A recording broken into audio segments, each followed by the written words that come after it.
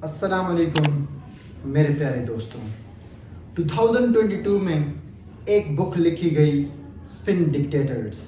इस बुक में ये बताया जाता है कि दो किस्म के डिक्टेटर्स होते हैं। लीडरशिप को दो कैटेगरीज में, दो ग्रोह में तकसीम किया जाता है। एक ग्रोह को फियर डिक्टेटर्स का नाम दिया जाता है और दूसरे गिरोह को स्पिन डिक्टेटर्स का नाम दिया जाता है। फियर डिक्टेटर्स वो होते हैं जो कि पुराने ज़माने में होते थे, अभी ये कम होते जा रहे हैं। 1970 से लेकर 2000 तक, पहले 1970 में 60% जो दुनिया में डिक्टेटर्स थे वो फियर डिक्टेटर्स थे, जो कि लोगों पर जुल्म करते थे, तशद्दुद करते थे।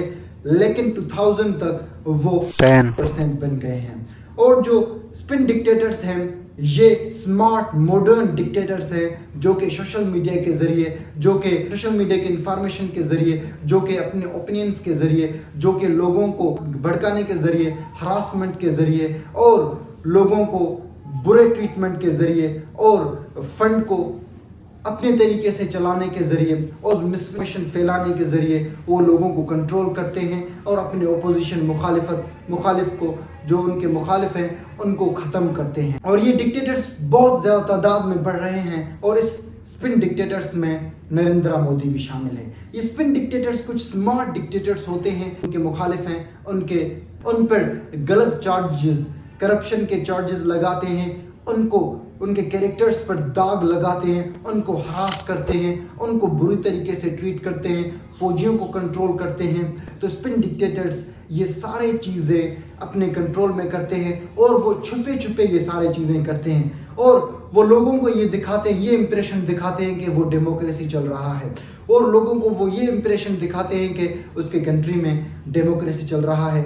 सो जो भी लोग उसके मुखालिफ हैं, पार्टीज़ हैं, वो उसके खिलाफ उठ सकते हैं, उसके साथ इलेक्शंस लड़ सकते हैं। लेकिन वो छुपे छुपे मुख्तलिफ तरीक़ों से उन पर चार्जेस लगाता है, फिर उनके करियर को, पार्टीज़ को तबाह किया जाता है, जिस तरीके से PML ने पाकिस्तान में किया था, इमरान खान की पार्टी को तबाह किया गया था। इस तरीके से ही ये स्पिन डिक्टेटर्स काम करते हैं आजकल के दौर में, और मोदी भी इसमें शामिल है।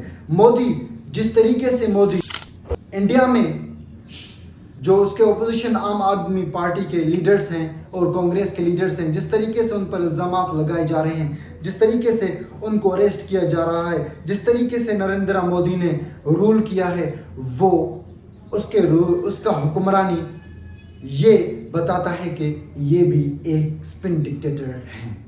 आपको पता है कि जब कोई किसान खेती बाड़ी करता है तो वो क्या करता है कि अपने खेत को, उसका सफाया करता है, उससे गंदगी निकालता है और उसमें अच्छी तरीके से अपना बीज डालता है, ताकि वो उसका जो फसल है वो अच्छी तरीके से उगे और उसका फसल अच्छे तरीके से बहुत अच्छे फ्रूट्स पैदा करे। इसी तरीके से ही स्पिन डिक्टेटर्स क्या करते हैं कि पहले अपने जो ओपोजिशन मुखालिफ हैं उनका सफाया करते हैं, फिर उसके बाद इजली इलेक्शन जीतते हैं। इसी तरह जो नरेंद्र मोदी है, उसने इंडिया में इलेक्शन से पहले, अभी इलेक्शंस इंडिया में 2024 में कुछ दिनों में होने वाले हैं और ये इलेक्शंस 19 अप्रैल को शुरू होंगे और 1 जून इस वक्त ये ख़त्म होंगे। लेकिन इससे पहले नरेंद्र मोदी ने बहुत बड़े उसके मुखालिफ थे, बहुत बड़े उसके जो मुखालिफ पार्टीज़ थे, अपोजिट पार्टीज़ थे, ओपोनेंट्स थे, उनके लीडर्स पर उसने बहुत ज़्यादा इल्ज़ामात लगाए और वो अभी जेल के सलाखों के पीछे हैं और उनके बैंक अकाउंट्स फ्रीज की गए हैं। आज इस वीडियो में ये जानने की कोशिश करते हैं कि जो नरेंद्र मोदी है वो कैसे डिक्टेटरशिप की कैटेगरी में शामिल होते हैं और उसने कैसे 2014 से लेकर 2024 तक अपना डिक्टेटरशिप चला रहे हैं और वो कैसे अपने इंडियन डेमोक्रेटिक कंट्री को एक डिक्टेटर कंट्री बना रहे हैं। खोखला करने की आतंकी साजिश की कोई आवाज नहीं होती। ऐसी ही आतंकी साजिश पर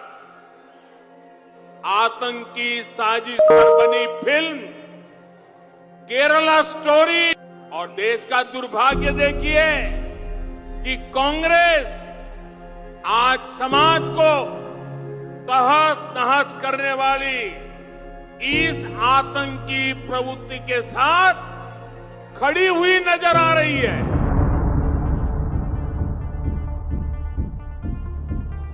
21 मार्च 2024 में अरविंद केजरीवाल को अरेस्ट किया जाता है, जो कि दिल्ली के चीफ सिटिंग मिनिस्टर थे। ये पहले सिटिंग चीफ मिनिस्टर हैं इंडिया के, जिसको अरेस्ट किया जाता है और फिर उसको जेल में रखा जाता है।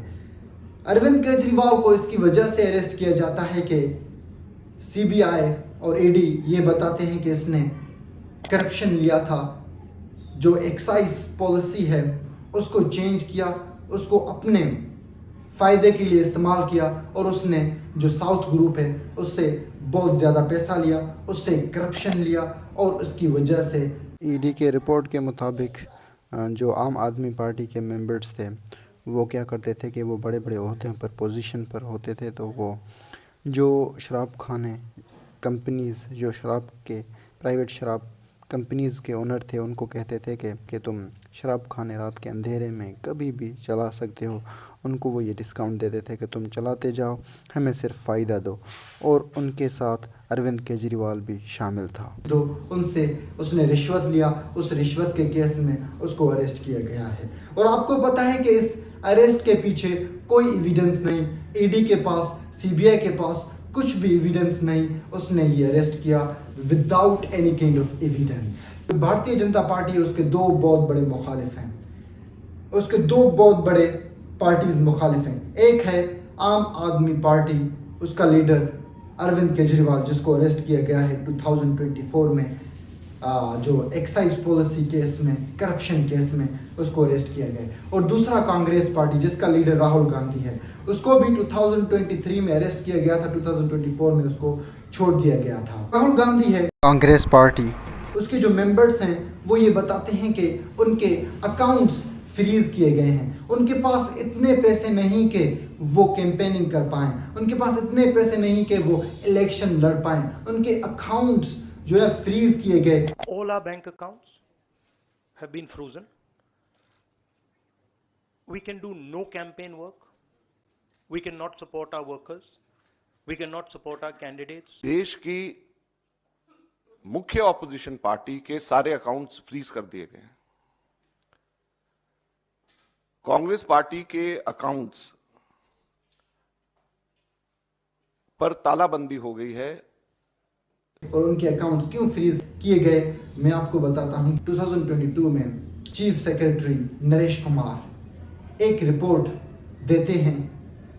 दिल्ली के ये चीफ सेक्रेटरी थे, वो लेफ्टिनेंट विनय सक्सेना कुमार, जो कि दिल्ली के लेफ्टिनेंट थे, उसको एक रिपोर्ट देते हैं। और उस रिपोर्ट में वो ये बताते हैं कि जो मनीष सिसोदिया है, जो कि उस वक्त डिप्यूटी चीफ मिनिस्टर था दिल्ली का, कैसे उसने पॉलिसीज चेंज किए। दिल्ली के एक्सचेकर हैं, उसको 580 करोड़ रुपीस का नुकसान पहुंचाया, उसने कैसे करप्शन लिया। फिर उसके बाद सीबीआई और ईडी इन्वेस्टिगेशन करना शुरू करते हैं और आम आदमी पार्टीज के उनके लीडर्स की इन्वेस्टिगेशन करना शुरू करते हैं, उनसे सवाल पूछना शुरू करते हैं। और वो 2022 में मेंबर्स ऑफ आम आदमी पार्टी 14 मेंबर्स को उन पर इल्ज़ाम लगाते हैं। इल्ज़ाम लगाया जाता है कि तुमने करप्शन ली है, तुमने जो शराब के बिजनेस चलाने वाले हैं उनके लीडर से, साउथ ग्रुप से, तुमने 292 करोड़ से ज़्यादा तुम लोगों ने ली है।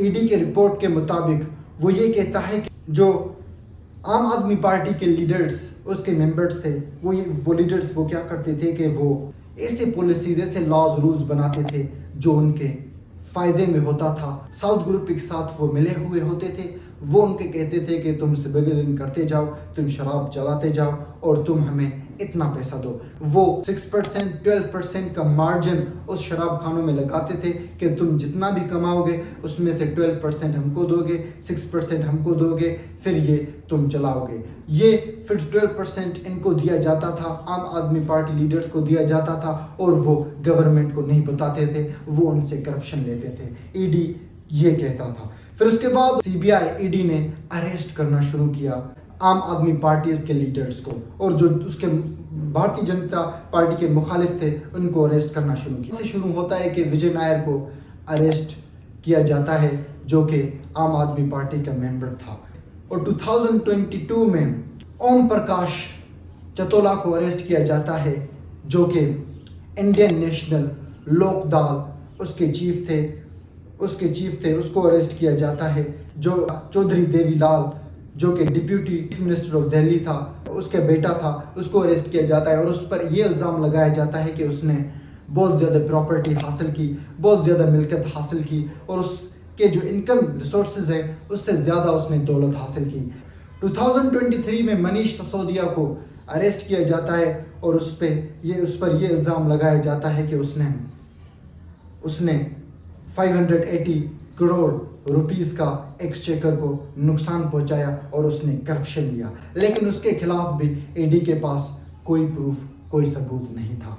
2023 में राहुल गांधी, जो कि कांग्रेस पार्टी के लीडर्स थे, उसको अरेस्ट किया जाता है। इस वजह से अरेस्ट किया जाता है कि 2019 में राहुल गांधी ने एक स्पीच दी और उस स्पीच में वो ये कहते हैं, एक छोटा सा सवाल, इन सब के नाम, इन सब चोरों के नाम मोदी मोदी मोदी कैसे हैं? नीरव मोदी, ललित मोदी, नरेंद्र मोदी, और अभी थोड़ा ढूंढेंगे तो और बहुत सारे मोदी निकलेंगे।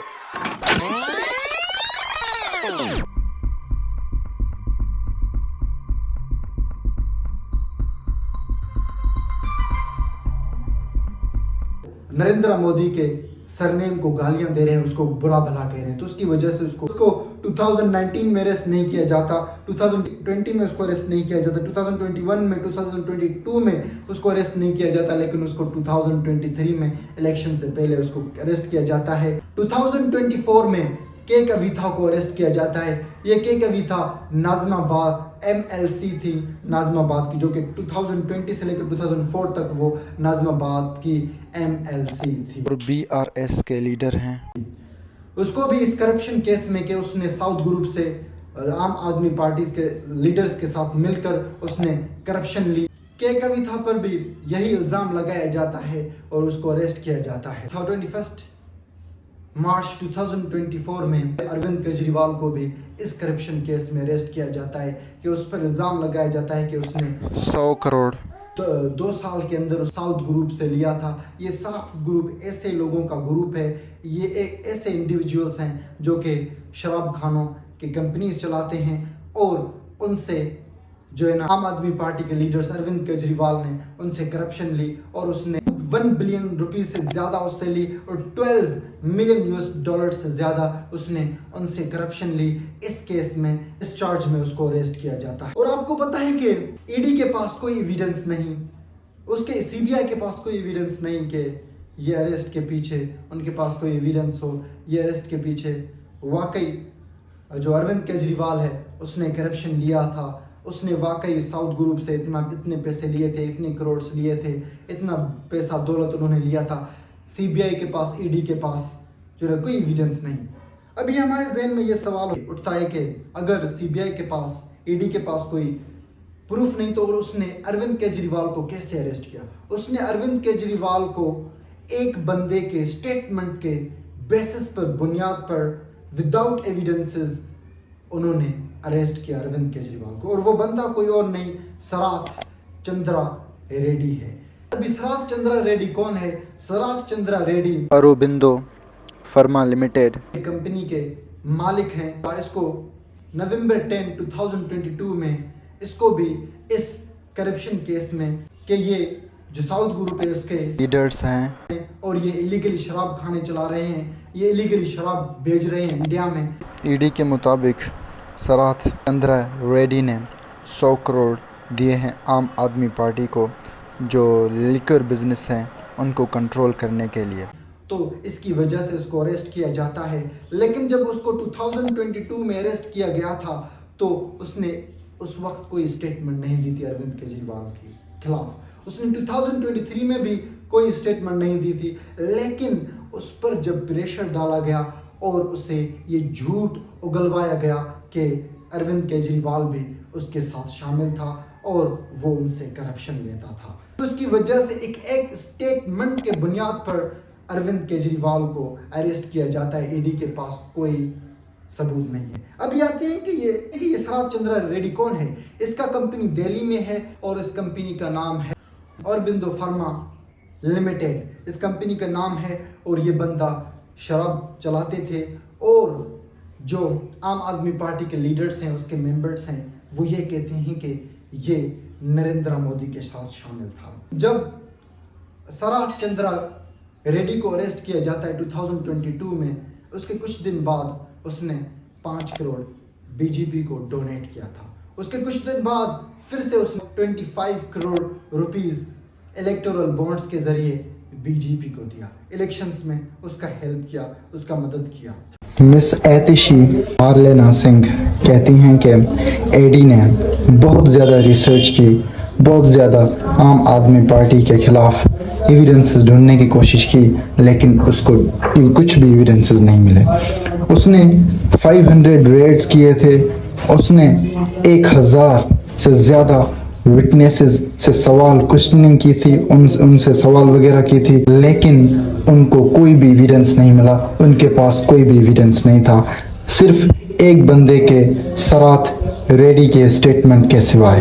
जो आम आदमी पार्टी के लीडर हैं अरविंद केजरीवाल, वो ये कहते हैं कि नरेंद्र मोदी के साथ सराथ चंद्रा रेड्डी है। जब उसको अरेस्ट किया गया तो उसके बाद भी नरेंद्र मोदी के साथ उसके बहुत ज़्यादा पिक्चर्स हैं। वो नरेंद्र मोदी के साथ मिलता था और वो नरेंद्र मोदी के साथ वो बातचीत करता था। सौरभ भारद्वाज कहा कि 60 करोड़ US$ से ज़्यादा नरेंद्र मोदी को बीजेपी सराथ में पैसे दिए थे। मिस्टर सौरभ भारद्वाज कहता है कि दिल्ली लिक्विड का जो स्कैम है ये सारा फेक है, ये सारा झूठ है।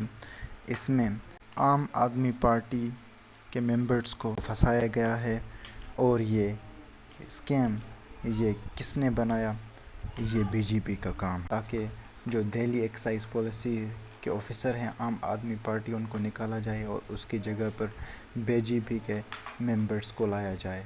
तो ये सारी चीज़ें बताते हैं कि यहाँ पर इंडिया में डिक्टेटरशिप चल रहा है और नरेंद्र मोदी का यहाँ पर रूल चल रहा है। और ये एक अरविंद केजरीवाल पर एक इल्ज़ाम है और इसके लिए कोई प्रूफ नहीं। मैंने आपको पहले बताया था, इस वीडियो में शुरुआत में मैंने आपको बताया था कि जो नरेंद्र मोदी है वो कैसे डिक्टेटरशिप के कैटेगरी में शामिल होते हैं। वो इसकी वजह से डिक्टेटरशिप के कैटेगरी में शामिल होते हैं जब हम नरेंद्र मोदी के 10 साल 2014-2024 के हुक्मरानी को, 10 साल के उसके हुक्मरानी को देखेंगे, उसके लिस्ट को देखेंगे, उसके बुक को, इस 10 साल के किताब को खोलेंगे, उसको उसकी अमलों को देखेंगे, तो उसकी अमल हमें ये बताते हैं कि वो डिक्टेटर हैं। वो इसकी वजह से डिक्टेटरशिप था कि 2014 में जब वो हुक्मरान हुआ तो उसके बाद 2019 में उसने 370 आर्टिकल रिमूव किया था। ये 370 आर्टिकल मुसलमान, जो कश्मीर के मुसलमान थे, उनका हक छीनता है। 2020 में दिल्ली राइट्स होते हैं और ये दिल्ली राइट्स में बहुत बड़ी तादाद में दिल्ली में मुसलमानों की जान ली जाती हैं, उन पर तशद्दुद किया जाता है, उन पर जुल्म किया जाता है। और इसके पीछे कौन था? इसके पीछे भारतीय जनता पार्टी था। 2022 में एक मूवी बनाई जाती है द कश्मीर फाइल्स।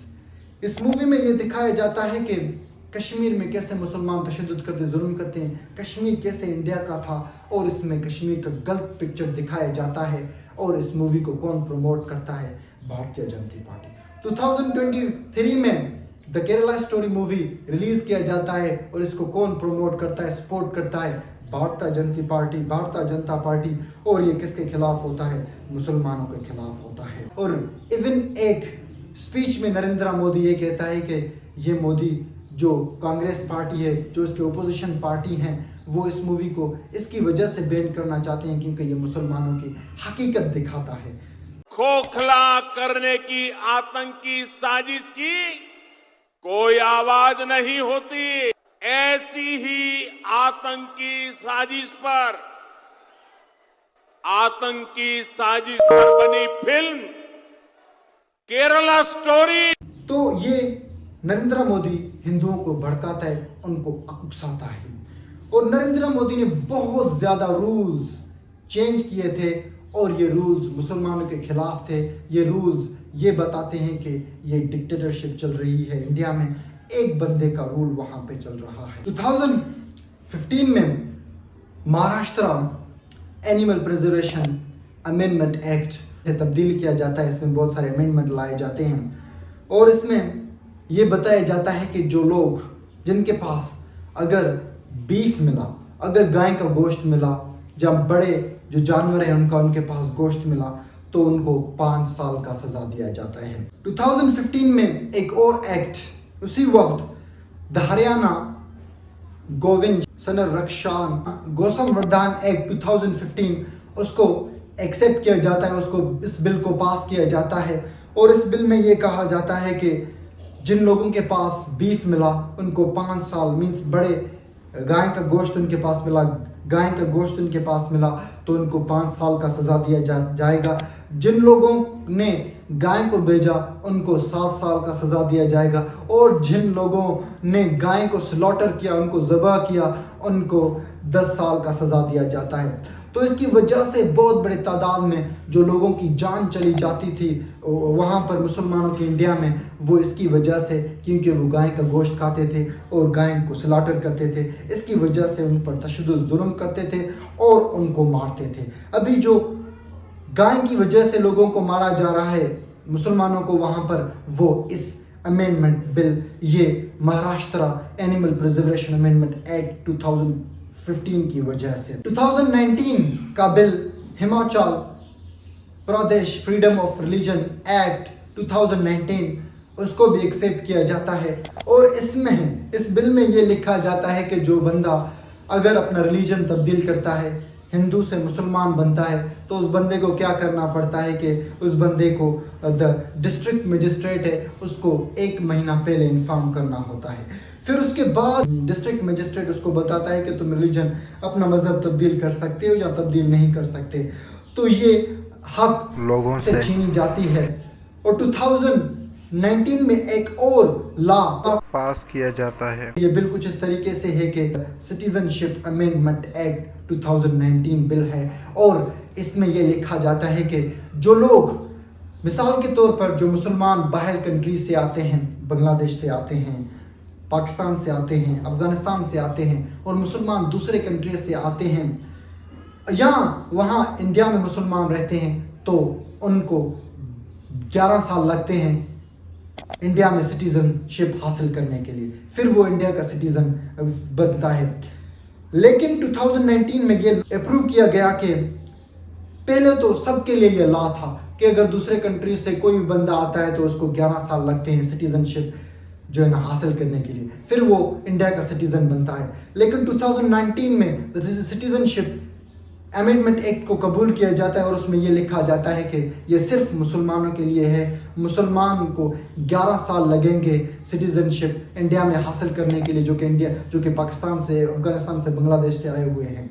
लेकिन अगर वहाँ से जैनिज्म के फॉलोअर्स आए, वहाँ से बुद्धिज्म के फॉलोअर्स आए, हिंदुइज्म के फॉलोअर्स आए, वहाँ पर क्रिश्चियंस आए और दूसरे माइनॉरिटीज़ आए, तो उनको यहाँ पर सिर्फ 5 साल लगेंगे सिर्फ इंडियन सिटीजनशिप हासिल करने के लिए। उनको सिर्फ यहाँ पर, अगर यहाँ पर वो इलीगली रह रहे हैं, उनके पास वीज़ा नहीं, उनके पास कोई पेपर वर्क नहीं, उनको भी सिर्फ 5 साल लगेंगे इंडिया में सिटीजनशिप हासिल करने के लिए। तो ये मुसलमानों के खिलाफ था, ये मुसलमानों के लिए था और ये मुसलमानों के खिलाफ था और इसमें मुसलमानों की हक छीनी जाती है। ऐसे ही बहुत सारे एक्ट थे, बहुत सारे लॉज थे जो कि चेंज किए गए। उनमें से द राइट टू इंफॉर्मेशन 2005 जिसको 2023 में चेंज किया जाता है और Mahatma Gandhi national rural employment guarantee act 2005 उसे भी चेंज करता है Bharatiya Janata party. The forest rights act 2006 उसको भी चेंज करता है Bharatiya Janata party. The right to education act 2009 उसको भी भारतीय जनता पार्टी तब्दील करता है। द लैंड एक्विजिशन एक्ट 2013 उसको भारतीय जनता पार्टी तब्दील करता है। The national food security act 2013 उसको भी भारतीय जनता पार्टी तब्दील करता है। And the manual prohibition, the manual scavenging prohibition act 2014 उसको भी तब्दील करता है। ऐसे बहुत ज़्यादा, बहुत बड़ी तादाद में लॉज रूल्स को भारतीय जनता पार्टी नरेंद्र मोदी तब्दील करता है अपने फेवरेट में, अपने इंटरेस्ट के लिए, अपने दिलचस्पी, अपने फ़ायदे के लिए। तो ऐसे ही अगर हम उसकी डिक्टेटरशिप को देखें, उसके रूल्स को देखें, तो यहाँ से पता चलता है कि उसका रूल एक डिक्टेटरशिप है। जो वो हुक्मरानी कर रहा है वो स्पिन डिक्टेटरशिप है। इसकी वजह से उसको स्पिन डिक्टेटरशिप की कैटेगरी में शामिल किया गया है। जिस तरीके से वो लोगों पर जो कि उसके खिलाफ हैं उस पर प्रेशर डालता है, जिस तरीके से वो उनको हरास करता है, जिस तरीके से उन पर मुख्तलिफ इल्ज़ामात लगाता है भारतीय जनता पार्टी, जिस तरीके से उनको जेलों में डाल रहा है, जिस तरीके से खुद करप्शन लेकर उन पर इल्ज़ामात लगा रहा है, जिस तरीके से भारतीय जनता पार्टी अपने बंदों को इस्तेमाल करके जो है ना दूसरे पार्टीज़ के मुखालिफ को यूज़ कर रहा है, उनके बैंक अकाउंट्स फ्रीज कर रहा है, ये सारी चीज़ें, ये लॉज रूल्स जिस तरीके से वो चेंज कर रहा है, ये सारी चीज़ें बताते हैं कि वो एक डिक्टेटर हैं। और इंडिया के लिए ये एक बहुत बड़ा साइन है, इंडिया के लिए ये एक बहुत खतरनाक साइन है कि इंडिया का जो डेमोक्रेसी है वो खतरे में है। इंडिया एक डेमोक्रेटिक कंट्री है। अगर वहाँ पर भारतीय जनता पार्टी का रूल चलेगा, अगर वहाँ पर जो नरेंद्र मोदी है उसका रूल और भी ज़्यादा चलेगा, तो वहाँ डेमोक्रेसी ख़त्म किया जाएगा और इस एक बंदे का रूल चलेगा। क्योंकि डिक्टेटर वो बंदा होता है जिस बंदे के कंट्रोल में आर्मी हो, जिस बंदे के कंट्रोल में सोशल मीडिया हो, जिसके बंदे के कंट्रोल में न्यूज़ चैनल सब लोग हों, जिस बंदे के कंट्रोल में MNA MPA हो, जिसके बंदे के कंट्रोल में नेशनल असेंबली हो, जिस बंदे के कंट्रोल में प्रोविंशियल असेंबली हो, जिस बंदे के कंट्रोल में जो लॉज रूल्स बनाए जाते हैं लेजिस्लेटिव बॉडी, वो सब लोग पार्लियामेंट उसके कंट्रोल में हो, उसे डिक्टेटर कहा जाता है और उसे उसके हुक्मरानी को डिक्टेटरशिप कहा जाता है। अगर भारतीय जनता पार्टी के 10 साल के हुक्मरानी को देखें तो उसका हुक्मरानी हर उसका अमल ये दिखाता है कि वो एक डिक्टेटर हैं। तो जो इंडिया के लोग हैं उन सबको मैं ये कहता हूँ कि अपनी आँख खोलें, अपने दिमाग खोलें और अच्छे लोगों को वोट दें। That's it all for today. अल्लाह हाफिज़।